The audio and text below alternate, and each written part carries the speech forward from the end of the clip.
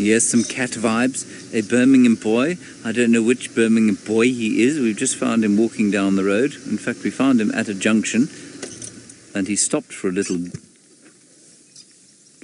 small sleep, but then he got up quickly. Now let's see who he is. Beautiful sighting yesterday of Tinyo with a little cub. I don't know if any of you managed to see that heartwarming scene with Tristan giggling like a small and delighted child as the cub played all over the male lion, and he gave it a hug. He was so patient with it.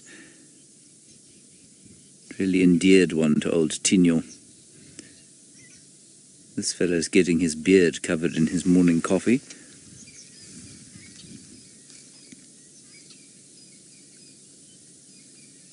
Isn't that nice? And I don't know if you can hear it. Can you hear him drinking?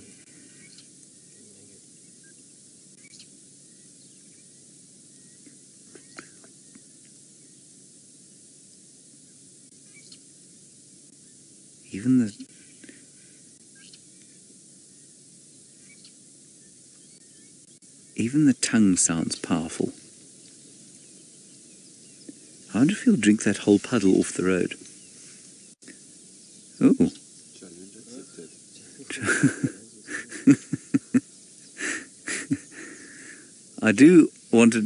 I really do want to deploy Ronald to view a male lion, but I think we'll let him move and settle before we do that.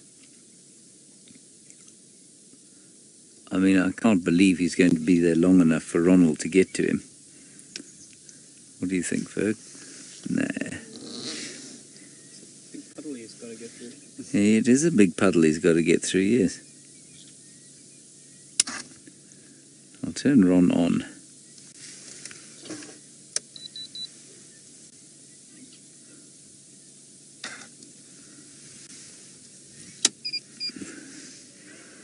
Turn Ronald on, see what happens. Now, for those of you who don't know, Ronald, of course, is this rover that we have, and we've been doing some experiments with putting him pretty much in harm's way, really. We've put him in front of various animals. Young lions of about a year old, we've discovered not a good idea. They get rather too interested in him. But the rest are almost completely unaffected. So we haven't done it with a big male before.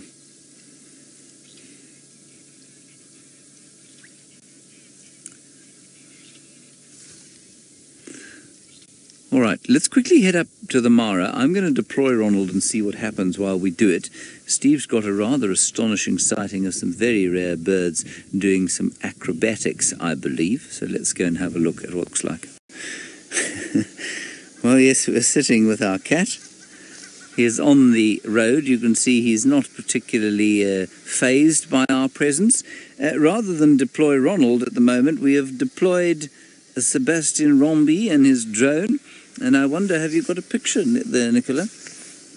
No, I've given you the drone picture. Hang on, wait. There you go. Now you should have the drone. There we go. Now you've got a picture of the drone.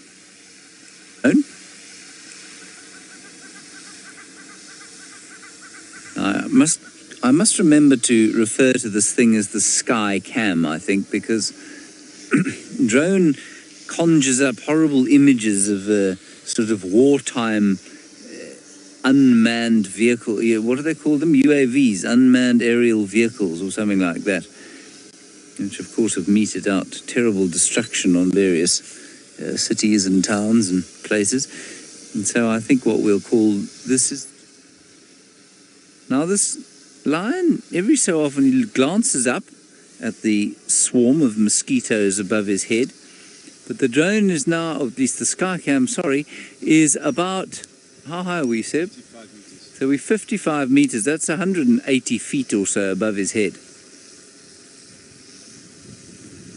And I'm sure you can probably actually hear it in my microphone. But it is a very nice picture of a lion. And I guess you can also, when you get a two-shot of us and him, you can get an impression of how big he is in comparison with us. I mean, that is a massive animal. There I am, extending my shapely leg, as you can see. Fergus is waving at you. Sebastian is waving at you. You can see Sebastian's not wearing shoes today.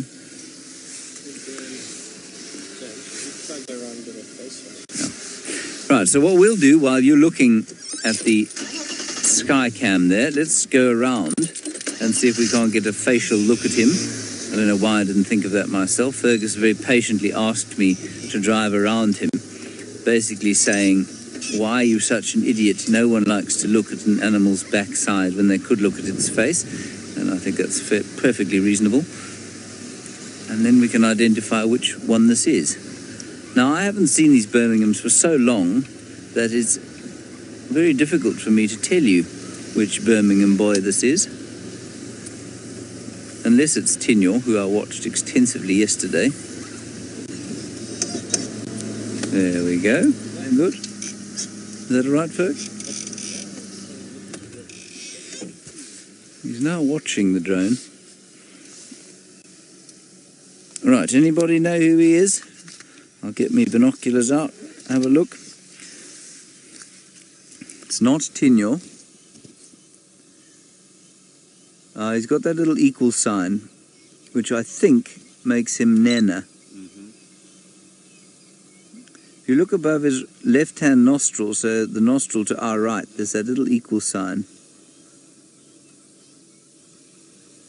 He's a tremendously scarred individual, is Nana the warrior. In fact, he's just had a fight, it looks to me. If you look at his forehead, he's got a nasty gash that I really don't believe could have been sort of created by anything other than another lion's claw.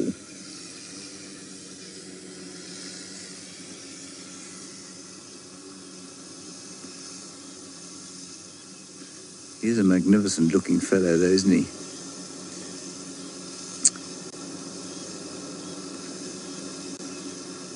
These chaps are really, they really are gangster-looking lions. They've taken life's hard knocks. It has not been easy for them, clearly, to either maintain the integrity within the coalition or the integrity of their territories, I think.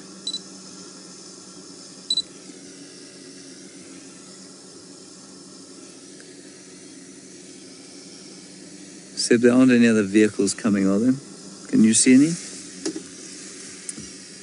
We don't want to disturb other people who might want to come and look at this lion, because our Skycam does make a bit of a noise. He does, doesn't he, Crystal? You say he camouflages very well into the dirt from the Skycam. He absolutely does.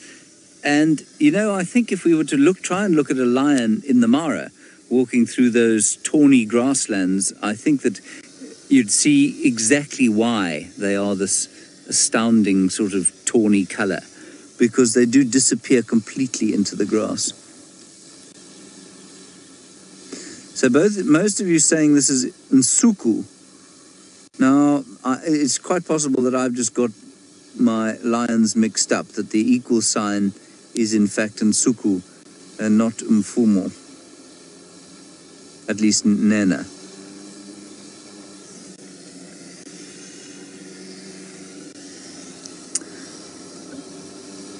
Ah, right. So apparently this is perhaps the wrong equal sign. Missing bottom left canine.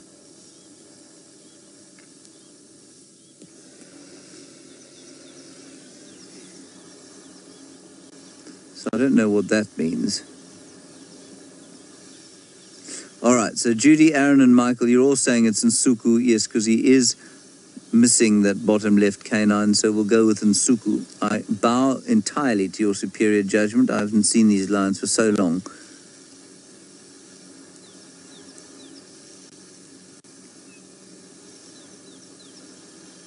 Fascinating stuff.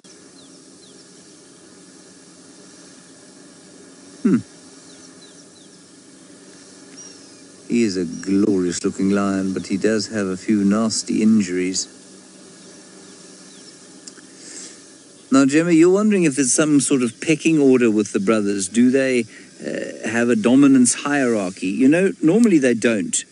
Normally the hierarchy is built, if there is a hierarchy, it's built entirely on the size. So the bigger the animal is, the more likely he is to dominate. But often these coalitions, remember, are born of lions who are brothers. And if they are brother lions, well, chances are the genetics are so similar that they will be the same size. And then there is no dominance hierarchy. And what's interesting is that we have situations where there is, what was I going to say there?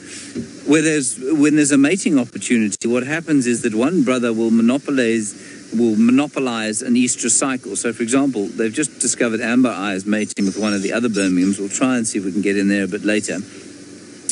And what's fascinating there is that there is unlikely to be conflict over mating.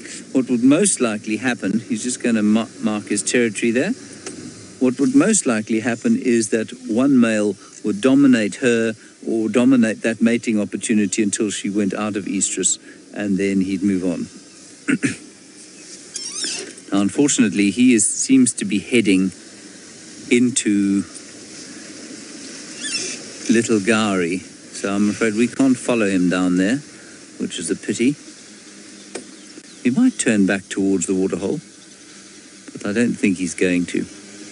Goodbye, fellow. It was very nice to see you again, Nsuku. I shall remember you for next time. Let's head back up into the sky now. And he's just disappearing off towards the western side of where we're sitting, and I'm afraid a place that we cannot go.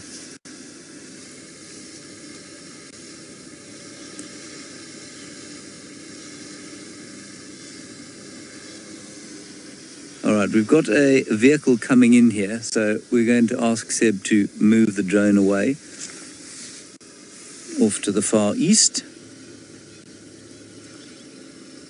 All right, we're just going to get out the way for these people so that they can go and see where he's gone.